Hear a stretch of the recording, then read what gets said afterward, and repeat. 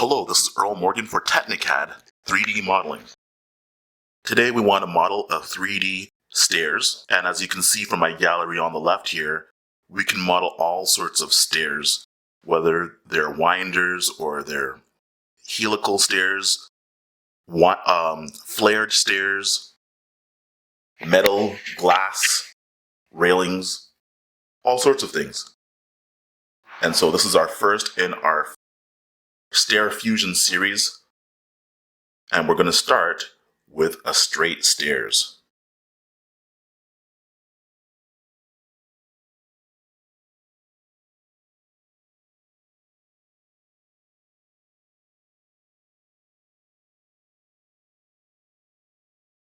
We're going to model this stairs in Fusion 360.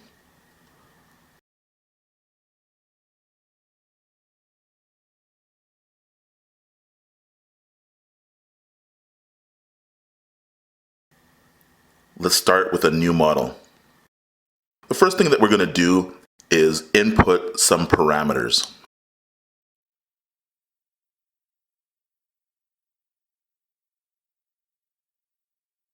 All right, first parameter, the rise, the most important thing. 7.25 inches. Next, the run, and that's going to be 9 inches.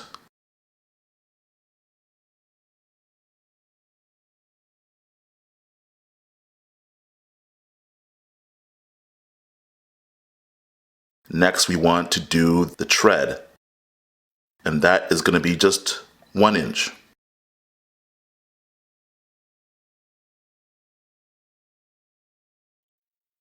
Next, we're going to do the stringer thickness, 1.5 inches.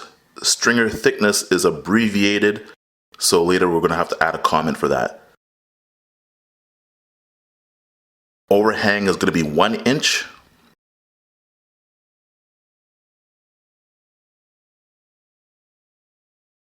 The stringer depth is going to be 10 inches.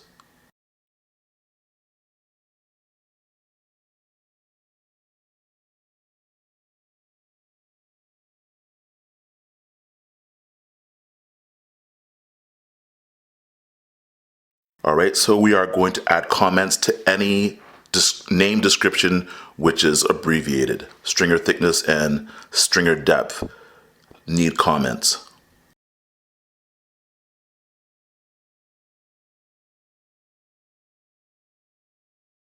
The next thing that we're going to do is the count. I've capitalized it here, that's a mistake. Don't capitalize any of the parameters.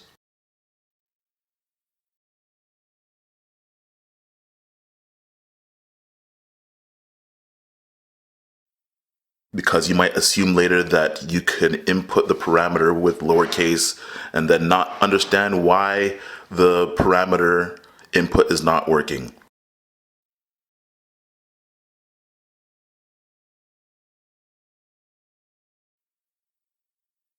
Next, we're going to input the width. I also capitalized it by mistake. We're going to correct that later.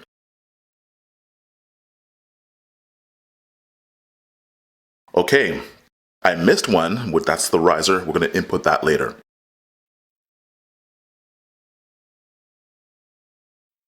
We start a new drawing and we save it. It's going to just be called straight. Straight and closed.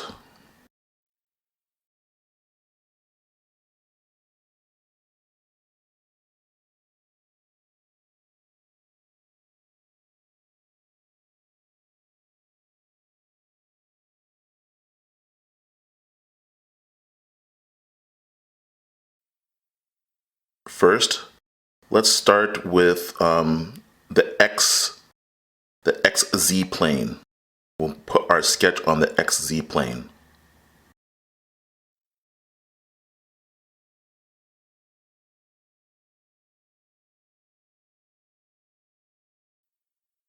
We can make a rectangle and size it to the rise parameter for the height of it. And for the width, it should be the riser, but we forgot to put that parameter in. So we're going to make that parameter right now.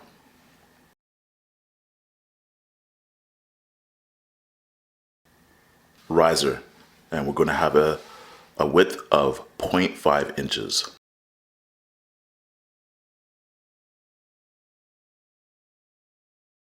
The width of the riser is the parameter riser. All right, let's put in a tread. For lack of space, it's not going to look like the tread at first. It's very short. However, we're going to make sure that we make a thickness. The thickness is called tread.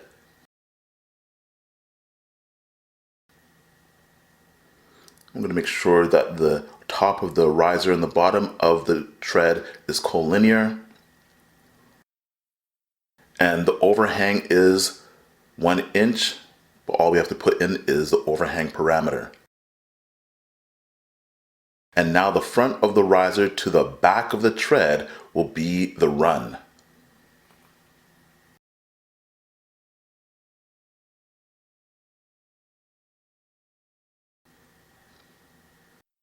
We're going to make the stringer. I'm going to sketch out the stringer.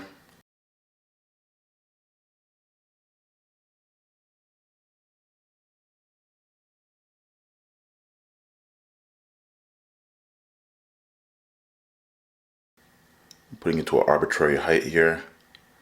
I'm going to sketch the little horn for the top of the stringer that sits on the floor. And there we go. We have our stringer.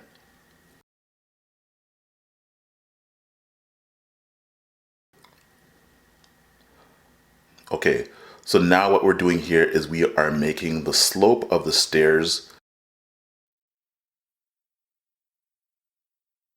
Basically, the slope will be used for a driven dimension. Even though driven dimensions don't work automatically in Fusion 360, yet they can be used. And we're going to make the top and the bottom of the stringer parallel to the slope.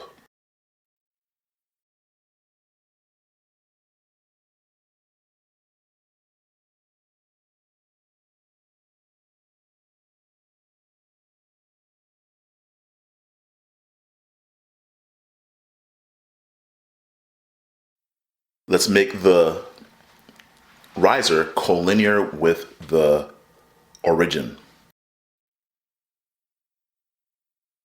And the bottom of the stringer is the bottom of the riser extends 1 inch past the stringer.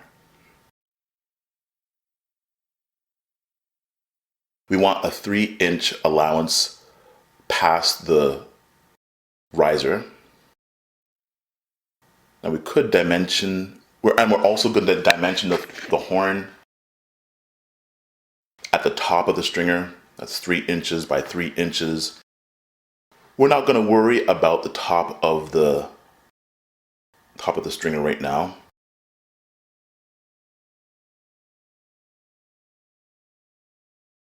But we are going to make sure that the allowance between the top of the stringer and the top of the stairs is 1 inch. The stringer depth itself, stringer D.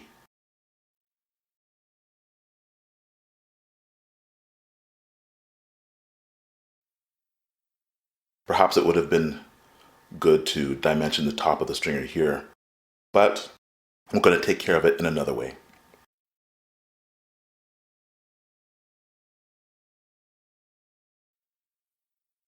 Let's draw the top stringer, which includes the thickness of the tread.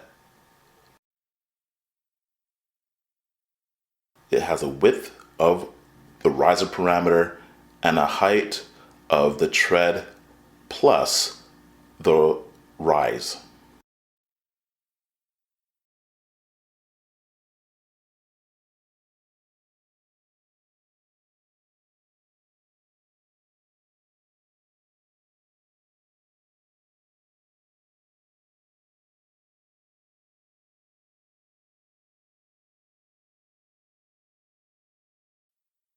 Now we're going to size the height of the overall height of the stairs.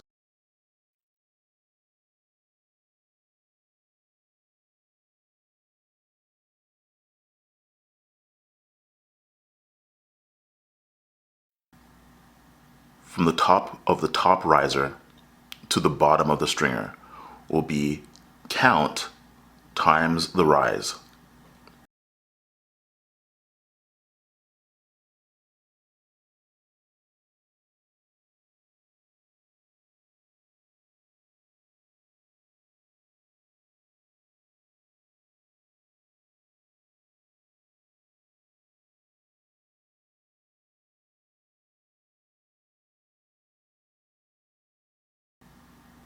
And for the overall run, it's going to be from the front of the top riser to the front of the bottom riser, and that's going to be count minus 1 times the run.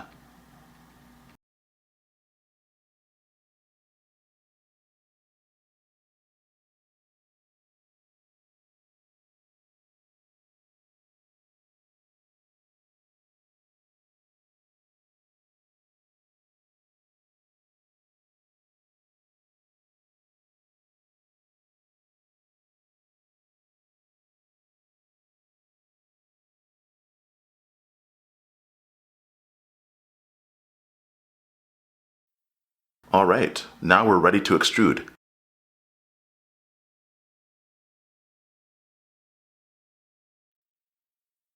First, we're going to make the riser and run and top riser sketches in construction mode so that we will not have to worry about deselecting their lines later.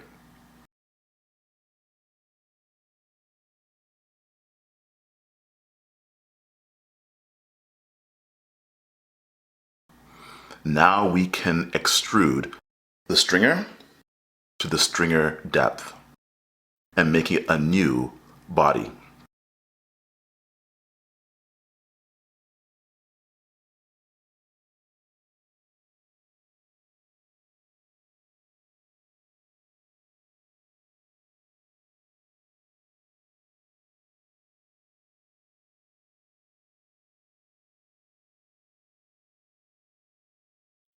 Now we need to turn those same riser and run and top riser outlines back to regular lines so we can extrude them.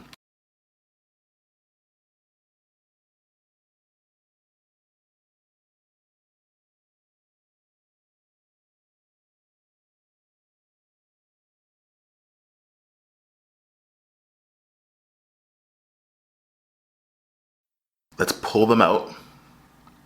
Pull out the riser.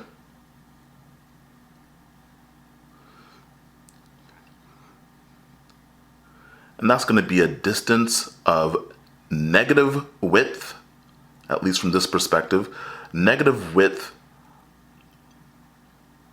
plus 2 times the riser.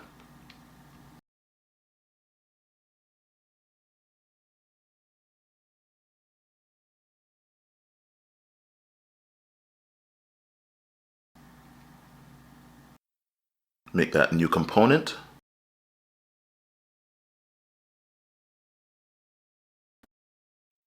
And we're going to do the same with the tread.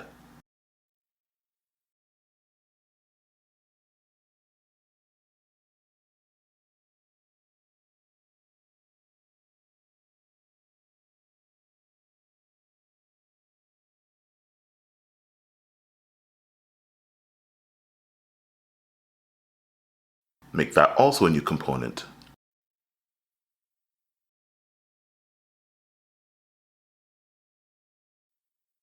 We will want the tread and the riser to move and be adjusted together later on, so we're going to make a new component and move the bodies that we just created, the riser and the tread, and move it to the step component.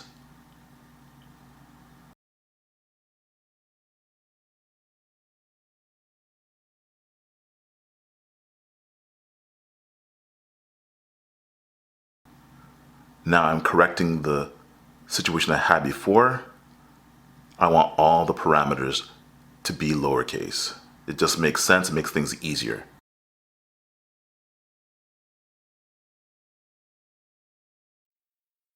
Now we're going to pull in two directions the top stringer.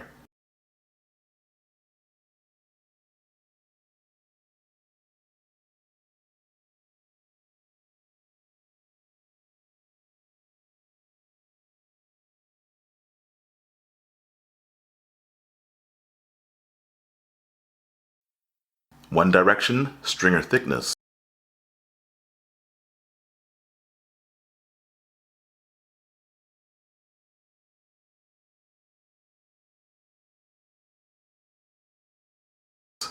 And the other direction, we're going to do width minus the stringer thickness.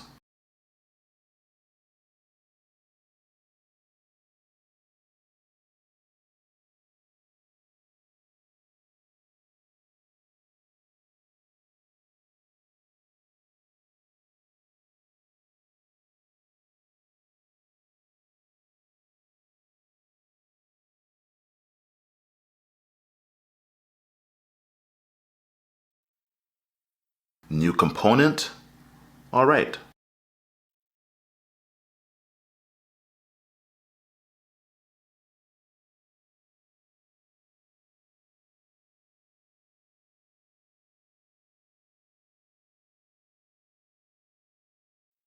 Now, let's make a pattern out of the steps. Let's make a pattern out of this step. Rectangular pattern. We're going to choose components. There we go. For the direction, we're going to select the slope line that we made there. It's hidden back there, but I selected it, and we're going to have it determine the spacing. The quantity is going to be the count. The distance is going to be the measure. We click on the measure button, and there it goes.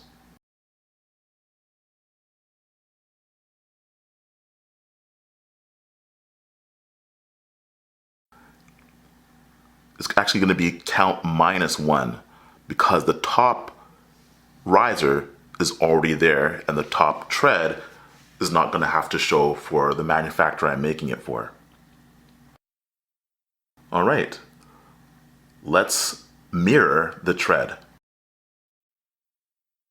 Let's create a plane that's between the two surfaces of the top stringer.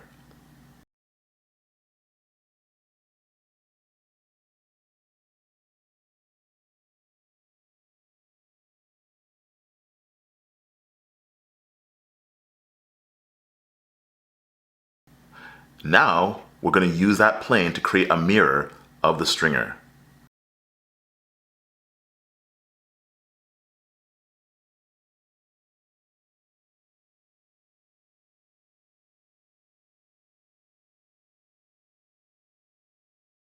We select the object and we select the mirror plane.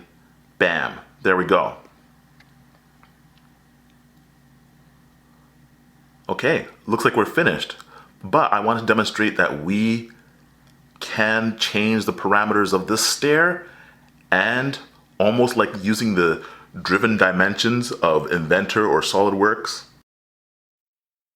we can adjust the stairs. So we change the rise and we change the run and we change the count. First of all, let's demonstrate that the stairs right now do not meet because they have not adjusted with the slope. They did not adjust according to the driven dimension.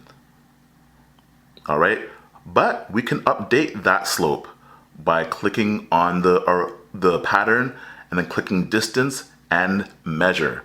Now they meet together properly. All right, let's save the stairs, update it. Now we can add some materials.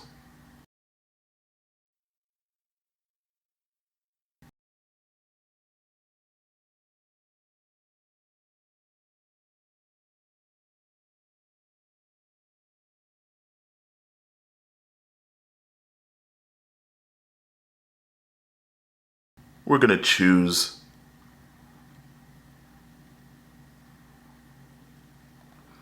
a type of wood that we don't have to download at this time. Let's choose oak. Assign it to the stairs. Then we assign it over here. Somehow I multi-selected several items, so everything's oak now. And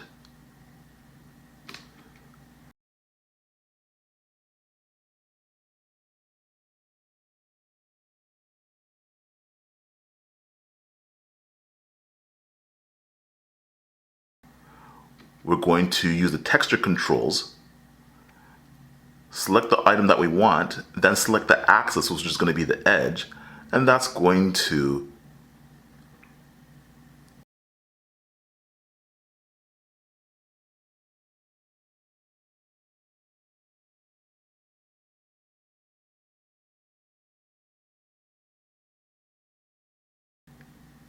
change the angle of the grain. And we're going to do it to the other stairs. Select its axis and change that changes the angle of the grain.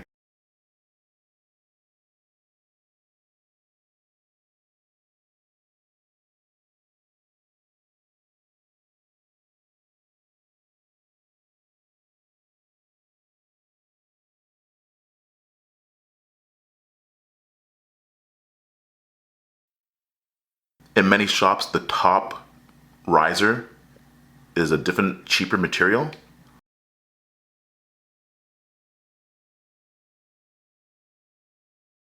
So we're going to use pine for that. I think normally they would use something like chipboard, but I can't find that right now unless I have to download it. So I'm just going to drag that there, and that's pine.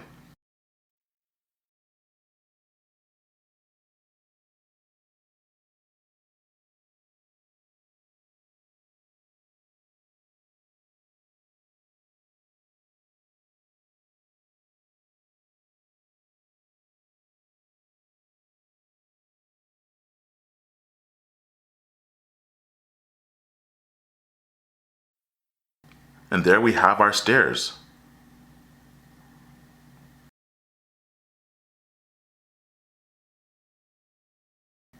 All right.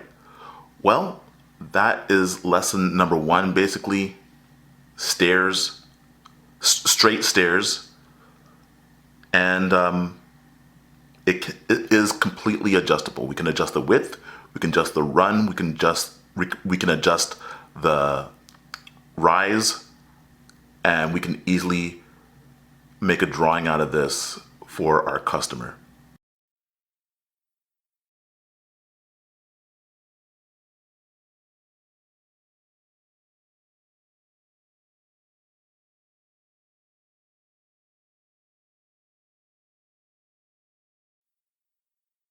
All right, so if you have any stair challenges, please send them to me at the information below. This is Earl for Technicad, and this is lesson number 1 on modeling stairs in Fusion 360.